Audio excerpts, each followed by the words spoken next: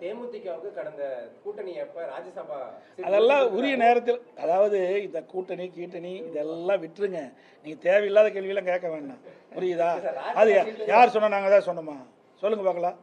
நாங்கள் தான் சொன்னோமா? யாரும் சொல்ற கேள்வி எங்களை கேட்காதீங்க சார். நாங்கள் ஏதாவது வெளிப்பட்டணுமா? தேர்தல் அறிக்கை வந்ததில்ல, நாடாளுமன்ற தேர்தல் இருந்ததில்ல. தேர்தலில் என்ன வெளியிட்டோம்? படிச்சு பாருங்க.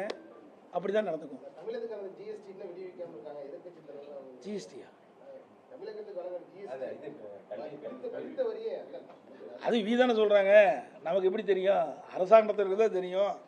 அரசாங்கம் நடத்துறதுக்கு தான் தெரியும். ரெண்டாவது, நமக்கு கிடைக்க வேண்டிய நிதி கிடைக்கலைன்னா அதுக்கு அழுத்தம் கொடுக்குற இடம் பாராளுமன்றம். எப்போ பார்த்தாலும் 39 இடத்துல ஜெயிச்சிட்டு 39 ஜெயிச்சு என்ன பிரயோஜனம்?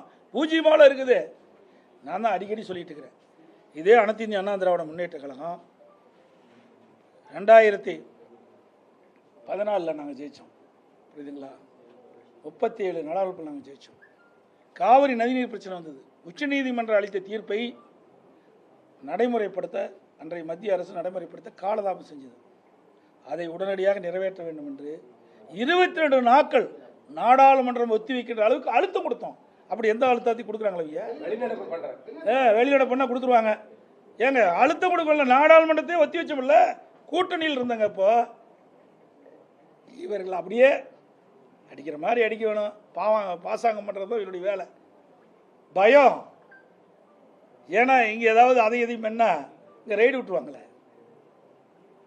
அந்த பயம். மக்களுடைய பிரச்சனை எங்கே பேசணும்? நிதி வேணும்னா நாடாளுமன்றத்தில் பேசணும். நீட் தேர்வு நாடாளுமன்றத்தில் பேசணும். நாடாளுமன்றத்தில் பேசணும். அப்போ தான் அங்கே தீர்வு கிடைக்கும். அதை விட்டுட்டு இங்கே மக்களை ஏமாற்றுவதற்காக ஒரு நாடகத்தை அரங்கேற்றுவார். ஏதோ மத்திய அரசு எதுக்குற மாதிரி. மத்திய அரசு எந்த காலத்திலும் எதுக்க மாட்டாங்க.